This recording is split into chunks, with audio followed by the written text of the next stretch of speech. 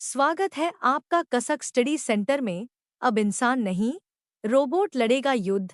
क्या है रोबो सैनिक, जिसका ईरान करने जा रहा परीक्षण? अमेरिका में ट्रंप सरकार की शुरुआत और इजरायल से तनातनी के बीच ईरान की सेना ने युद्ध के मोर्चे पर रोबो सैनिकों को उतारने का फैसला किया है। ईरानी सेना के एक उच्च पदस्थ अधिकारी के अनुसार सेना लड़ाकू रोबोट का परीक्षण कर रही है और उसके कई नए मॉडल विकसित कर रही है। ईरानी अखबार तेहरान टाइम्स की एक रिपोर्ट में कहा गया है कि ईरानी सेना ने 2 महीने पहले ही रोबोट योद्धाओं को अपने युद्ध अभ्यास में शामिल करना शुरू कर दिया है। हालांकि उच्च पदस्थ सैन्य अधिकारी ने रोबो परीक्षण या विकसित किए जा रहे रोबोट लड़ाकों के प्रकारों के बारे में ज्यादा जानकारी नहीं दी। लेकिन इतना कहा कि ईरानी सेना ने रविवार रात से ही पूर्वोत्तर ईरान में हो रहे युद्ध अभ्यास में उसकी तैनाती कर रखी है, जहां वह अपना दमखम दिखा रहा है।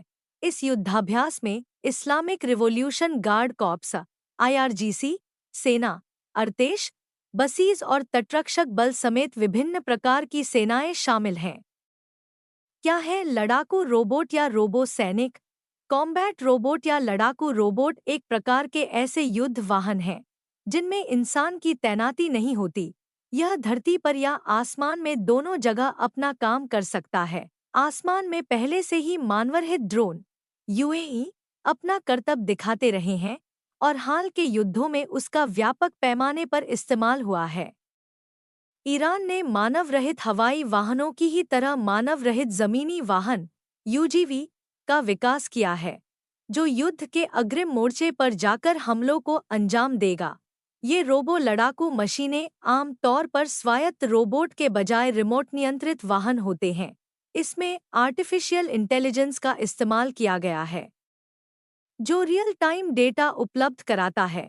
इस तरह के बेड़े में बख्तरबंद तोपखाने, ड्रोन ऑपरेटर मशीन, इलेक्ट्रॉनिक युद्ध इकाइयां भी शामिल हैं।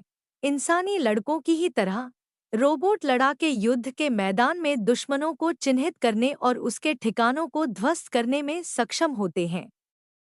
यह किसी भी भौगोलिक क्षेत्र में ऑपरेशन को अंजाम दे सकता है।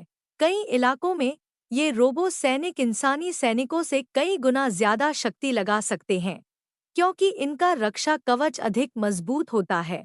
इन रोबो लड़ाकों को आम तौर पर बनाना अधिक कठिन और महंगा होता है।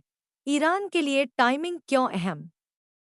बड़ी बात यह है कि ईरानी सेना ने रोबो सैनिकों का परीक्षण ऐसे समय में शुरू किया है जब अमेरिका में डोनाल्ड ट्रंप की अगुवाई में नई सरकार ने सत्ता संभाली है। ईरान को डर है कि ट्रंप अपने पूर्व कार्यकाल की तरह इस कार्यकाल में भी ईरान पर भारी अंतर्राष्ट्रीय दबाव बना सकते हैं और कड़े प्रतिबंध लगा सकते हैं। दूसरी तरफ इजरायल भी उसके खिलाफ नए मोर्चे पर पंगा ले सकता है, क्योंकि दोनों देशों के बीच तनाव कम नहीं हुए हैं। तेहरान टाइम्स की रिपोर्ट में कहा गया है कि मौजूदा युद्ध अभ्यास में अब तक ईरान ने 2 नए भूमिगत सैन्य ठिकानों का खुलासा किया है और अपने पश्चिमी प्रांतों में आतंकवाद विरोधी अभियानों समेत मध्य और उत्तरी क्षेत्रों में अपने परमाणु सुविधाओं के पास बंकरबस्टर हमलों को रोकने का अभ्यास किया है। ब्रिगेडियर जनरल नेमाती ने तेहरान टाइम्स को बताया कि अभ्यास का नवीनतम चरण मुख्य रूप से रक्षात्मक के बजाय युद्ध रणनीतियों के मूल्यांकन पर केंद्रित है। रूस और चीनी साझेदारी में क्या हो रहा? ईरान सेना का यह कदम रोबोटिक्स की ओर बढ़ रहे वैश्विक कदम का अनुसरण करने की एक कोशिश है। मौजूदा रूस यूक्रेन जंग में यूक्रेन ने रूस के खिलाफ ब्रिटिश कंपनी और ड्रोन निर्माता ब्रेट एलायंस द्वारा विकसित रोबोट कुत्तों को तैनात किया है। अनुमान जताया जा रहा है कि कीव जल्द ही रोबोटिक सिस्टम और माउंटेड मशीन गन के साथ एक नए ड्रॉयड फाइटर का उपयोग रूस के खिलाफ युद्ध में करेगा। उधर रूस ने भी लड़ाकू रोबोटों में बड़ा निवेश किया है। रूस को चीन इसकी टेक्नोलॉजी उपलब्ध करा रहा है। इसमें AI का भी इस्तेमाल किया जा रहा है। रूस ने चीनी साझेदारी में UGV यूरेन 9 robot tank platform M, rocket strike system और सोरटनिक और 7 टन का ड्रोन टैंक विकसित किया है। बता दें कि ईरान भी रूस और चीन का समर्थक है और उससे अच्छे रिश्ते रहे हैं।